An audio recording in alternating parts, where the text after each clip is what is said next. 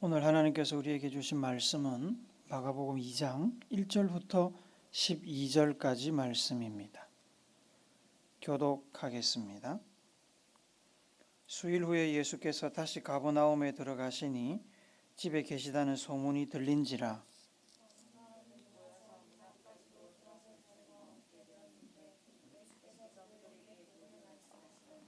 사람들이 한 중풍병자를 네 사람에게 메워 가지고 예수께로 올세.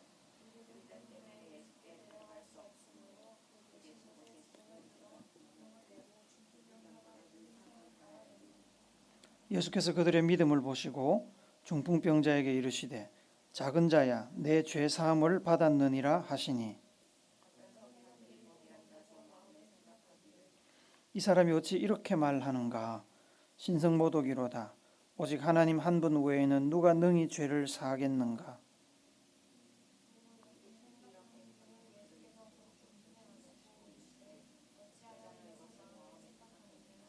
중풍병자에게 내 죄사함을 받았느니라 하는 말과 일어나 내 상을 가지고 걸어가라 하는 말 중에서 어느 것이 쉽겠느냐?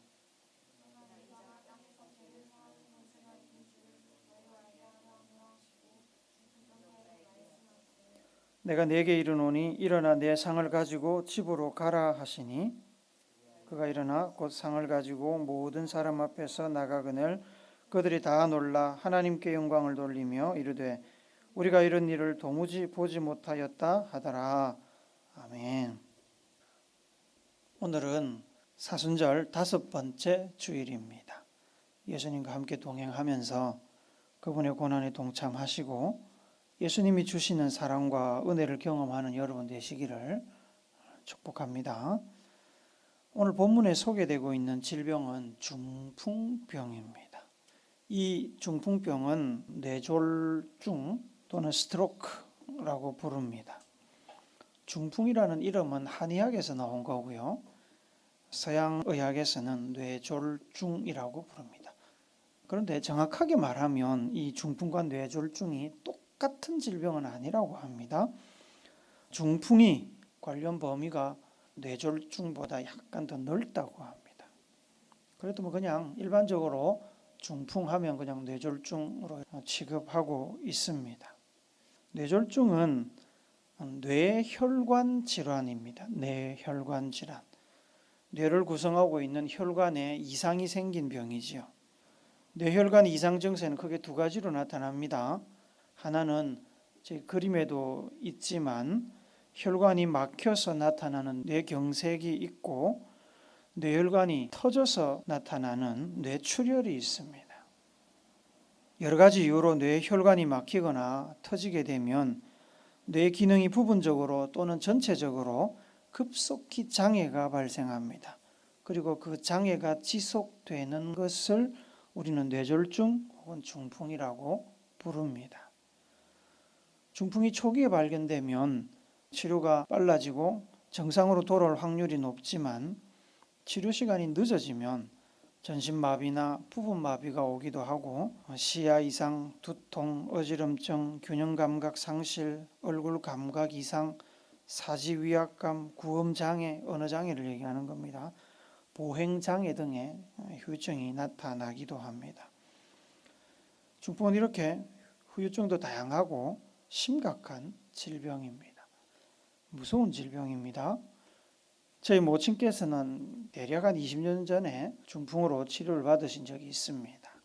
처음에는 몸의 반쪽을 사용하지 못하는 마비가 왔는데 다행히 치료가 잘 되어서 일상생활을 하는데 지장이 없을 만큼 회복이 되셨습니다. 저희 장모께서는 돌아가시기 전까지 뇌졸중, 구체적으로 말씀드리면 뇌출혈입니다. 뇌출혈로 쓰러지셨습니다. 처음에는 치료가 잘 되어서 안심을 했는데 시간이 지나면서 점점 악화돼서 시력을 잃으시고 전신마비로 발전해서 요양병원에 장기간 입원해 계시다가 돌아가셨습니다.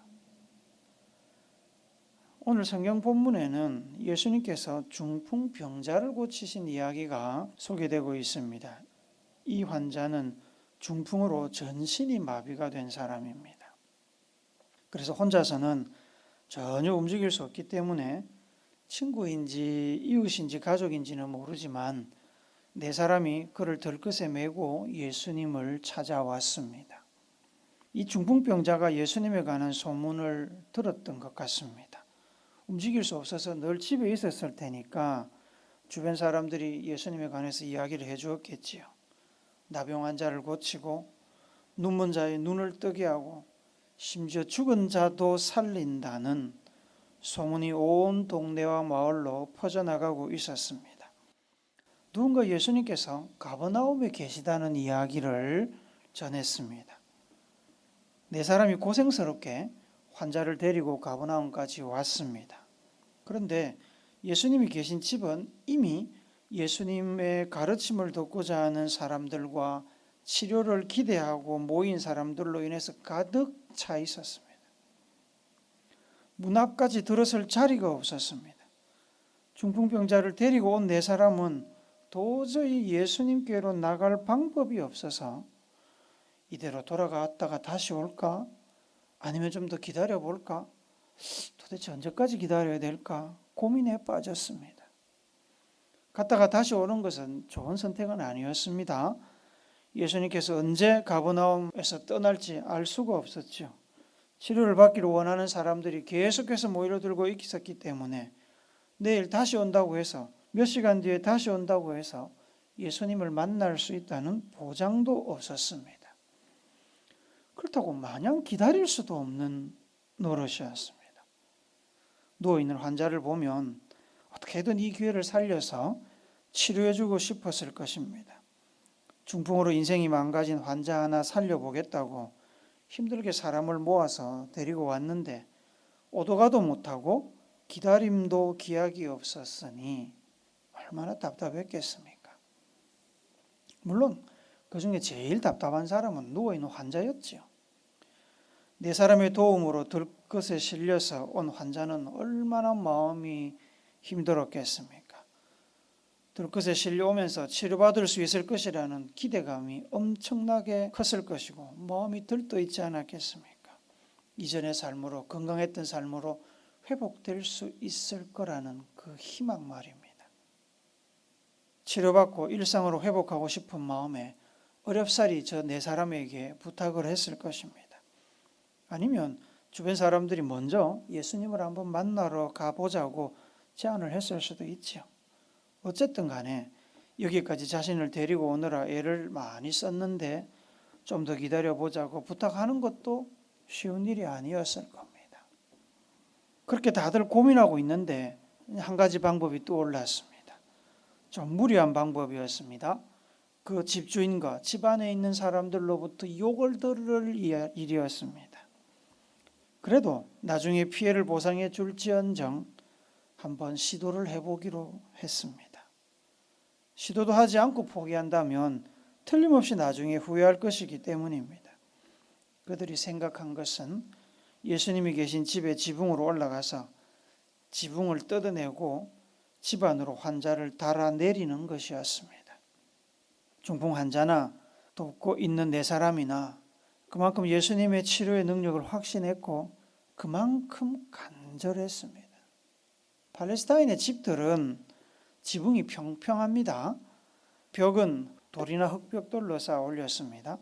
지붕은 시카모 나무나 백향목 나무 혹은 잣나무 등의 굵은 줄기로 대들보를 놓고 그 다음에 작은 줄기로 대각선으로 이렇게 놓고 나뭇가지를 덮어서 공간을 메웁니다. 그러고 나서는 진흙으로 빈틈을 메워가지고 외부와 완전히 차단을 하게 됩니다.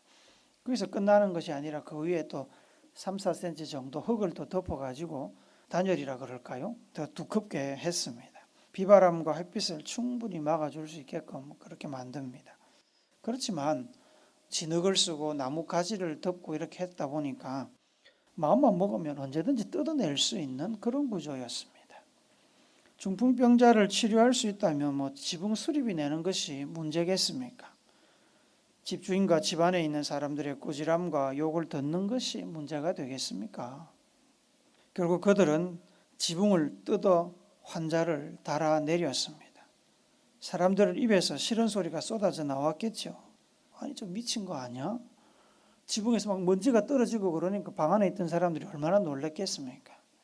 그런데 예수님께서는 이 사람들의 열심과 믿음을 보셨습니다. 그 중풍병자를 치료해 주셨습니다. 예수님이 치료해 주시자 중풍병자는 자신이 누워있던 침상에서 일어나서 침상을 들고 기쁜 마음으로 집을 나가 자기 집으로 돌아갔습니다. 성경에 안 나오지만 지붕에 있던 그 네 사람이 내려와 가지고 얼마나 기뻤겠습니까? 서로 막 얼싸안고 춤을 췄겠지요. 지붕은 수리해 줬을까요? 모르겠습니다. 수리해 줬을 수도 있고 안 해줬을 수도 있고, 예수님이 그냥 둬라, 너네가 하면 되지 이랬을 수도 있죠. 아니면 예수님이 제자들을 시켜가지고 야 너가 좀 수리해라 그럴 수도 있습니다. 근데 여러분도 성경을 읽어서 아시겠지만 예수님께서는 침상에 누운 중풍병자를 보시고 곧바로 치료해 주시지는 않았습니다. 5절 말씀 우리 다시 한번 읽도록 합니다. 시작. 예수께서 그들의 믿음을 보시고 중풍병자에게 이르시되 작은 자야 내 죄사함을 받았느니라 하시니, 예수님께서는 중풍병자와 그를 데리고 온 4명의 동료들을 보시면서 그들 속에 예수님의 치료와 도움을 구하는 간절함을 보셨습니다. 그 간절함은 우리가 성황당 앞에 정화수를 떠놓고 누가 들어주는지도 모르고 누가 언제 어떻게 들어줄지도 모르는 가운데 막연히 그냥 소원을 빌고 있는 그런 간절함이 아니었습니다. 그들의 간절함은 예수님의 옷자락만 만져도 병이 나을 수 있을 것이라는 믿음을 가지고 예수님의 옷자락을 만졌던 12해 동안 혈루병을 앓았던 여인의 간절함이었습니다. 그 간절함은 예수님께서 자신들을 고쳐줄 수 있다는 확신을 가지고 어떻게든 예수님께 치료를 받고자 하는 간절함이었습니다. 치료해 주시는 분이 누구인지 분명히 알고 그분의 능력에 확신을 가진 이들의 간절함이었다는 말입니다. 그래서 예수님께서 단번에 그들의 마음을 알아보셨습니다. 그들 안에 있는 그 열정과 간절함과 믿음을 보셨습니다. 그들의 믿음과 열정이 얼마나 좋았는지 예수님께서는 그들이 부탁하지도 않았는데 중풍을 치료하기도 전에 중풍병자의 죄를 먼저 용서하셨습니다. 사실 중풍병자나 그의 동료 4사람이나 혹은 집에 남아있던 그들의 가족들이 원했던 건 죄사함이 아니지요. 그들이 원했던 것은 그저 중풍으로 누워있는 이 사람의 몸에 마비가 풀리고 움직일 수 있는 정도, 그래서 일상생활을 영위해 나갈 수 있는 정도의 치료, 그 정도의 은혜, 그 정도의 도움만을 기대하고 있었습니다. 하지만 단순한 치료는 믿음이 없는 사람에게도 주어졌습니다. 찾아오는 사람들을 다 치료해 주셨습니다. 예수님께서는 믿음과 열정이 남달랐던 중풍병자와 그의 동료들에게 예수님이 줄 수 있는 최고의 선물을 주시기를 원했습니다. 그래서 그들이 원하지도 않았지만 중풍병자의 육신을 치료하는 일보다 먼저 그의 영을 살리셨습니다. 죄를 사했다는 것은 영을 살렸다는 말입니다. 그 자리에 예수님의 이야기를 듣고 있던 서기관들이 속으로 죄를 사하는 예수님을 신성모독이라고 욕을 했습니다. 지가 뭔데 죄를 사해? 죄사함은 하나님만 하실 수 있는데, 욕을 했습니다. 그들은 예수님이 하나님의 아들이자 삼위일체 하나님이신 것을 몰랐기 때문에 그렇게 생각하는 것은 있을 수 있는 일이지요. 그들만 그랬겠습니까? 다른 사람들도 마찬가지였을 겁니다. 어떤 누군가는 이렇게 이야기했는지도 모릅니다. 아니 예수님, 죄를 용서받는다고 그게 밥이 됩니까? 돈이 됩니까? 저 중풍병자의 간절한 소망은 죄 용서받는 게 아닙니다. 중풍을 고치는 겁니다. 일상생활 할 수 있도록 마비를 풀어주는 겁니다. 어눌해진 혀를 풀어줘서 말이 제대로 나오도록 하는 겁니다. 비틀어진 얼굴을 바로 펴주고 시력을 회복시켜주고 연약한 다리에 힘을 실어주고 막힌 뇌혈관을 뚫어주는 겁니다. 그래야 저 사람도 저 사람의 가족들도 살 것 아니겠습니까? 맞는 말이죠. 틀린 말이 아닙니다. 다만 예수님께서는 그것을 가장 중요하고 급하게 생각하지 않으셨을 뿐입니다. 예수님에게 가장 급한 것은 그의 영이 살아나는 것이었습니다. 중풍병자는 육신의 회복을 간절히 원했겠지만 그의 영은 달랐습니다. 그의 영은 죄에서 자유함을 얻어 새 생명을 얻는 것을 원했습니다. 육신은 길어야 80년이면 다시 흙으로 돌아갑니다. 영은 영원히 천국에서 살 수도 있고 지옥으로 내려갈 수도 있는데, 여러분이 예수님의 입장이라면, 여러분이 그 영을 보고 육신을 다 볼 수 있고 치료할 수 있는 예수님의 입장이라면, 그래서 그가 믿음이 있어서 구원받을 수 있는 자격이 된다면 무엇부터 하시겠습니까? 몸부터 살리시겠습니까? 영부터 살리지 않겠습니까? 예수님이 그의 중풍을 치료할 줄 몰라서 혹은 자신이 없어서 죄 문제부터 꺼낸 것이 아닙니다. 예수님에게는 정말로 그의 영을 살리는 일이 더 급한 일이고 더 큰 일이었습니다. 그래서 중풍을 치료하시기 전에 먼저 그 영을 살리셨습니다. 죄를 사하셨습니다. 중풍보다 더 무서운 것이 영이 죽는 일이기 때문에 영을 살리는 일을 먼저 하신 겁니다. 오해하시면 안 되는 것이 있습니다.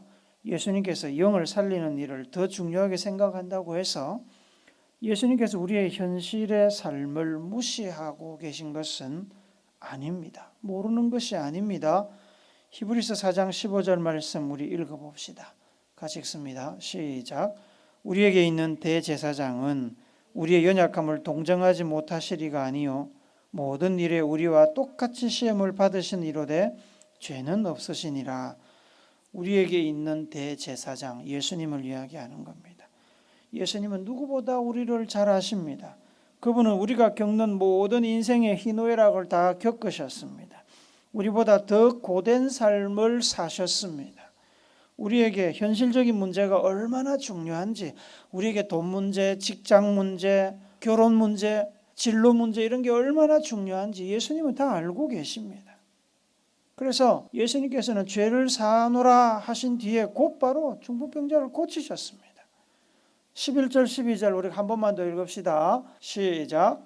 내가 네게 이르노니 일어나 내 상을 가지고 집으로 가라 하시니 그가 일어나 곧 상을 가지고 모든 사람 앞에서 나가거늘 그들이 다 놀라 하나님께 영광을 돌리며 이르되 우리가 이런 일을 도무지 보지 못하였다 하더라.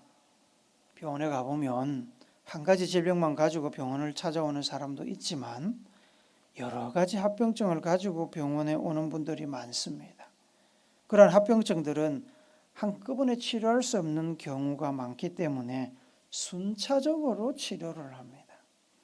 근원적인 것 혹은 급하고 중요한 것부터 치료합니다.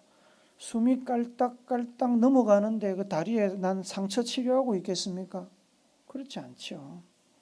이렇게 중요한 것부터 먼저 치료하다 보면 뒤로 밀리는, 치료가 밀리는 질병들이 있습니다. 그러다 보면 순서상 뒤로 밀려서 시간이 지나면서 그것이 악화될 수도 있습니다. 그 질병이 심해질 수 있는 것을 의사가 몰라서 내버려 두는 게 아닙니다. 알지만 더 급한 것을 먼저 치료할 수밖에 없지요. 지인 중에 한 분은 간이 좋지 않아서 간이식을 받았습니다. 간을 이식하게 되면 이식된 간이 몸에 잘 적응하도록 면역 억제제를 사용합니다. 보통은 우리는 면역력을 높이기 위해서 많은 약도 먹고 홍삼도 먹고 막 그러지 않습니까? 특히 이 코로나 시국에는 면역력을 높이는 것이 굉장히 중요합니다. 그런데 간을 이식한 분들은 면역력을 억제하기 위해서 약을 씁니다.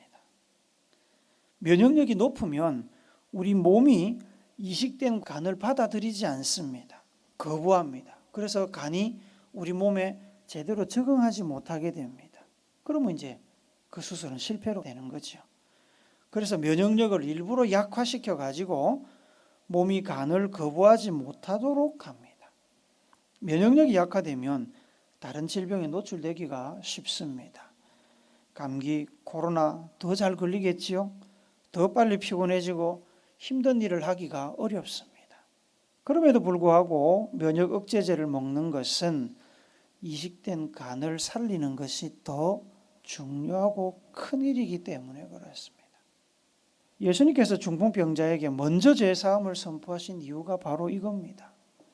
환자는, 그리고 환자를 데리고 온 사람들은, 집에서 기다리고 있는 사람들은 빨리 중풍부터 해결해 주셨으면 좋겠지만 중요하고 급한 것부터 먼저 치료하시고 회복시키려고 하는 것이 예수님의 마음이었고, 그래서 병을 고치는 것 잠시 미루고, 크게 많이 미룬 것도 아니지만 잠시 미루고 죄를 사하는 선포부터 먼저 하셨습니다. 우리 인생에 중풍 같은 병이 찾아옵니다.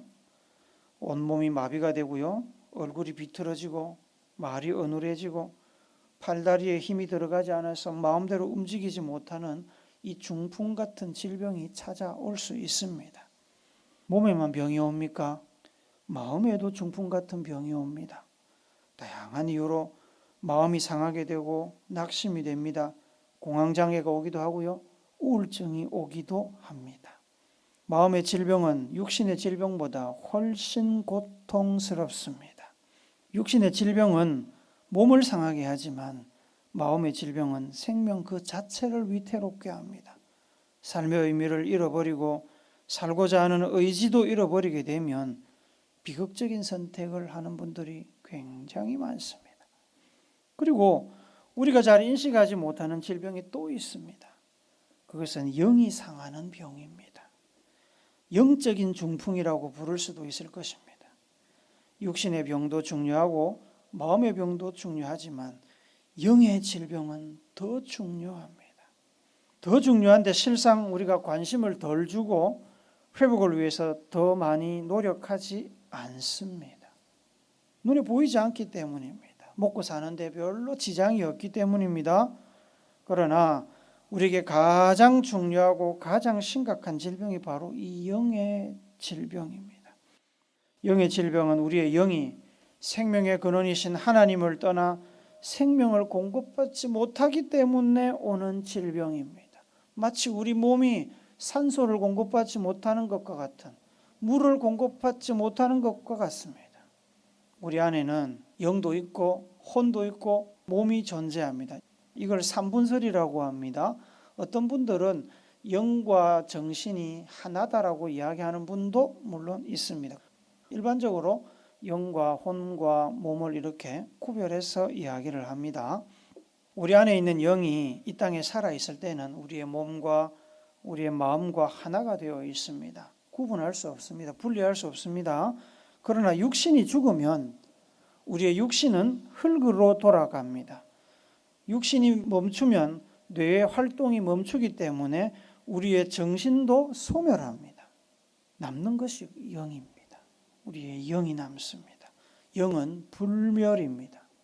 하나님으로부터 생명력을 공급받지 못한 영은 육신을 떠나 하나님의 심판대 앞에서 영원한 지옥의 풀무불로 던져진다고 성경은 이야기하고 있습니다. 여러분, 80년이 문제겠습니까? 영원한 생명이 문제 아닙니까? 가정에 문제가 있습니까? 직장에 문제가 있습니까? 인생 계획에 차질이 생겨서 곤란 중에 있습니까? 그 문제들이 심각하고 중요합니다. 의미가 없지 않습니다. 그러나 그 문제들 뒤에 숨겨져 있는 영적인 문제가 더 심각합니다. 중풍병자가 중풍으로 예수님을 만났지만 죄사함을 먼저 받은 것처럼 육신의 질병, 마음의 질병, 인생의 고난은 어쩌면 우리의 영의 질병을 치료하기 위한 최적의 기회일 수 있습니다. 우리의 영을 치료하시고 회복시키기 위해서 예수님께서 우리에게 주시는 다시 없는 기회, 눈에 보이는 기회, 생명의 기회일 수 있다는 말입니다. 사랑하는 여러분, 중풍병자와 그의 동료들의 믿음을 보시고 중풍병자가 원하지도 않았지만 그의 죄를 먼저 사해 주신 예수님의 마음을 아시기 바랍니다. 중풍보다 더 심각한 질병이 있습니다. 영적인 중풍이 있습니다. 여러분의 영은 혹시 마비되어서 살아있으나 죽은 것과 같은 상태로 있지 않습니까? 사순절을 보내면서 여러분들은 여러분들의 영을 살피고 계십니까? 우리가 하나님과 친밀한 관계를 유지하며 성령의 인도를 따라 하나님의 뜻을 이루는 삶을 살아가고자 할 때 우리의 영은 왕성하게 살아납니다. 그러나 하나님과의 관계가 끊어지고 말씀도 끊어지고 기도도 끊어지고 우리의 마음과 생각이 오로지 욕심을 채우고 먹고 사는 문제에만 집착할 때 우리의 영은 생명을 공급받지 못해 시름시름 앓게 되는 겁니다. 중풍 같은 영의 중풍이 생겨나는 겁니다. 예수님을 믿지 않는 것이 죄입니다. 하나님의 뜻을 구하지 않는 것이 죄입니다. 하나님을 찬양하지 않는 것이 죄입니다. 죄 아래서 우리의 영은 병들어 죽게 됩니다. 시편 103편 1절부터 5절 말씀 우리가 한번 봅시다. 같이 읽읍시다. 시작. 내 영혼아 여호와를 송축하라. 내 속에 있는 것들아 다 그의 거룩한 이름을 송축하라. 내 영혼아 여호와를 송축하며 그의 모든 은택을 잊지 말지어다. 그가 내 모든 죄악을 사하시며 내 모든 병을 고치시며 내 생명을 파멸해서 속량하시고 인자와 긍휼로 관을 씌우시며 좋은 것으로 내 소원을 만족하게 하사 내 청춘을 독수리같이 새롭게 하시는도다. 여러분, 이 고백이 여러분과 저의 고백이 되기를 바랍니다. 이 고백이 여러분과 저의 아침 밥이 되고 한낮의 간식이 되고 저녁 잠자리의 자장가가 되기를 바랍니다. 그래서 여러분과 저의 삶이 늘 하나님과 동행하며 하나님을 찬양하는 영적인 질병을 극복하고 왕성하게 살아 움직이는 생명력 있는 삶을 살아갈 수 있기를 우리의 생명을 구원하시는 예수님의 이름으로 축복합니다. 아멘.